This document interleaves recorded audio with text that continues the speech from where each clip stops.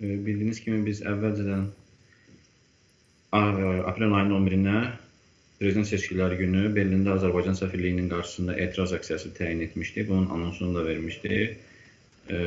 Hakimiyyət diasporası da həmçinin eyni günə, eyni sahada orada aksiya təşkil etdi. Eyni yerdə bu günləri aksiya keçirildi, eyni anda. Və bizə əvvəlcədən məlumat verilmişdi ki, ora 50 avro müqabilində başqa millətin nümayəndələri də gətiriləcəkdir. Biz etiraz aksiyamızı sivil qaydada, dinc formada etdik, polislərin bütün tələblərinə riayət etdik. Deməli, aksiyamız uğurlu alındı və bu uğurdan Azərbaycan hökuməti çox sarsıldı, sözün həqiqi mənasında sarsıldı. Bizim səfirlikdən bizi kameralarla çəkirdilər.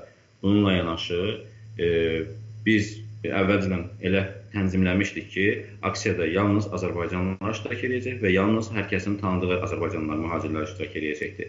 Və aksiya ərəfəsində 3-4 dəfə gürcü vətəndaşı olan 3 nəfərin aksiyaya daxil olmasını gördük və biz polis vasitəsilə 3 dəfə geri qaytardıq. Onlar bizim aksiyaya girə bilmədilər. Hansısa bir təxribat törədə bilərdilər və yaxud da biz düşünmüşdük ki, ən azından bunu düşünmüşdük ki, ASTV və yaxud da ki, onların kameraları gəlib çəkəcək, deyəcəklər ki, mühacirlərin aksiyasına başqa millətin nümayəndələrini cəlb ediblər. Amma biz düşünməmişdik ki, bu qədər təxribata və bu qədər əzlaflığa gedə bilərlər, sui-qəsdə cəhd göstərə bilərlər.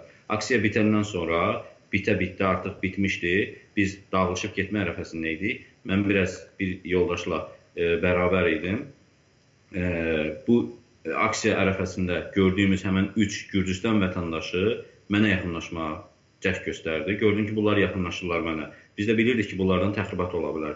Mən polisə məlumat verdim, qışqırdım ki, bunlar bizə yaxınlaşır, bunları uzaqlaşdırın bizi. Gördüm, bunlar polisin mənim qışqırmağımı belə məhəl qoymadılar, yenə mənə il addımlarla üstümə hücuma keçməyə başladı. Və mən artıq bildim ki, burada başqa nəsə var, bunlar artıq nəsə sui-qəsd və yaxud da həyata təcavüz etmək planlaşdırırlar və mən polislərə tərəf getməyə çalışdım. Yəni bizim Azərbaycanlı mühacirlərin yanına yox, polislərə tərəf qaçmağa başladım. Çünki onların polislər yanında bir 10-a yaxın polis var idi orada həmən ərəfədə. Onlar polislərin yanında özümü daha əmin hesab edəcəm deyə düşündüm. Və polislərin yanına qaçanda bunlar mənim arxamca qaçmağa başladılar. Üçü də mənim arxamca qaçmağa başladılar, yəni sürətli qaçmağa başladılar. Yəni belə fikirləşmədilər ki, bu Tural, yəni bu adam polislərə qaçır. Bunlar da mənim arxamca qaçdılar. Mən artıq polislərin içərisinə girdim, polislər bunları tutdular. Bunların üstünə cumdular və bunları tutdular və zərərsizləşdirdilər. Hər üçünü polis həbs edibdi və mənimlə ilkin izahatı aldı. Və bir neçə dəqiqədən sonra, sizinlə müsahibədən sonra mən polisə yenidən gedəcəm. Geniş izahat vermək üçün bərabər. Və orada bizim azərbaycanlılar, mühacirlər o Gürcüstan vətəndaşının, o 3 nəfərdən birinin pasportunu əlindən alaraq çəkməyə başardı. Birinin adı deməli Qumbayov Temuri, 1992-ci il təvəllüdlüdür, Gürcüstan doğumludur və Gürcüstan vətəndaşıdırlar bunlar. Yəni bu heç bir Alman sənədi yoxdur. Nə Alman dilində bilirlər, nə Almaniya ilə əlaqələri yoxdur. Bunları birbaşa oradan göndərdiriblər bura. Bu iş üçün göndərdilər. Gözləyirik, isim taktikindən ibarət olacaq, o barədə açıqlama da verəcəm. Və birinin əlində onu qeyd edeyim, bilmirəm, dedim yoxsa yox, artıq bu gün yaşananlardan biraz şoka düşmüşəm əslində. Birinin əlində bıçaq vardı və bıçaqla nəysə xəsarət yetirməyə cəhd göstərdi. Mən ona görə soruşmadım ki, sən nə istəyirsən məndən və yaxud da ki, durub dayanmadım. Bildim ki, bunun fikri ancaq bıçaqla xəsarət yetirməkdir, öldürməkdir və yaxud da yaralamaqdır və başqa bir şey. Ona görə mən dayanmadan polisə tərəf qaçsın. Səfirlikdən hər hansı bir məlumat verdilərmi bundan bağlı? Səfirlikdən heç bir məlumat vermədilər. Pəncərələrdə dayanmışdılar, baxırdılar və bizim mühacirlər onları fitə tutdular. Ki, yəni sizin rəhbərlik, sizin təmsilçi olduğunuz hökumət bax belə terrorizmlə məşğuldur və belə insanları öldürməyə cəhd göstərir. Yəni səfirlikdən heç bir reaksiya vermədilər, yalnız bizi kameralarından çəkirdilər. Bəs o diasporanın keçirdiyi mitingdə o tərəflərdən Gürcü vətəndaşlarının olduğu bildirilirdi. Bu həmin 3 nəfər o diasporanın daxilində olan mitinqdə keçirilən 3 nəfər idi, yoxsa sizdən onlardan ayrı idi? Həmən o 3 nəfər biz mitinq ərəfəsində də, yəni vaxtı da baxırdıq ki, bunlar nə edirlər. O tərəfə gedirdilər, təzədən bu tərəfə gəlirdilər. Amma o tərəfə bizim getmə imkanımız yox idi. Hətta orada aksiyanı işıqlandıran jurnalistlər belə hakimiyyətin təşkil etdiyi aksiya buraxılmırdı. Polis qoymurdu. Aksiyaya yaxınlaşan kimi onların gözətçiləri, security'ləri var idi.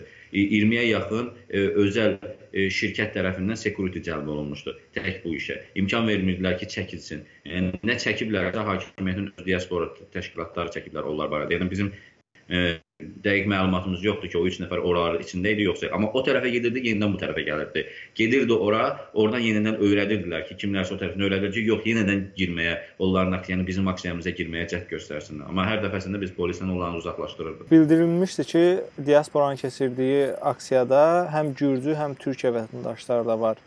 Siz necə müşahidə elədiniz? Orada Azərbaycanlılardan başqa hansı millətin nümayəndələrindən insanlar var idi? Bəli, orada türk vətəndaşları da var idi. Hətta türk idmançı görkəmdə türk vətəndaşları var idi. Türk əsl vətəndaşlar var idi. Aksiya ərəfəsində vaxtı onlar bizə hətta hücum etməyə, 3-4 nəfər hücum etməyə cəhd göstərdi. Bir jurnalistin bir kamerasına yaxalanıb, bizim canlı yayımların birində o yaxalanıb bizə cəhd göstərdi, amma Alman polisi onun qarşısını aldı. Onları uzaqlaşdırırlar bizim yanımızdan. Bu təxribat törənən ərəfədə bizim mühacirlərdən biri həmən yerdə bir gödəkçə tapdı. Gödəkçənin içərisində maşın açarı var idi və maşın açarına bağlanmış bir blok var idi. Orada yazılmışdı Hakkari Yüksəkova Əskəri Komutanlığı, belə bir şey yazılmışdı. Bu, yəni o da və bir şüşə, bu boyda bir şüşədə, şüşənin içərisində yəni qeyri-məlum bir maye var idi. Qeyri-məlum bir maye var idi, onu polisə biz təhvil verdik. Bilmirəm, indi onun vasitəsilə də bizə nəsə suiqəsd mi, təxribat mı törətməyə cəhd göstərirdilər və polis indi istintaqdır və araşdırır onu. Hələ ki, polis bir şey deməyib? Hələ xeyr, təxminən 1-2 saat əvvəl baş verib. İlkin istintaqı, yəni məndən izahatı ayaqüstə aldı orada və indi yenidən polisə gedirəm, orada istintaq davam edəcək. Yəqin ki, ola bilər yenidən üzləşmə olar həmən 3 nəfərlə, yəni ətraflı, daha ətraflı məlumat olacaq.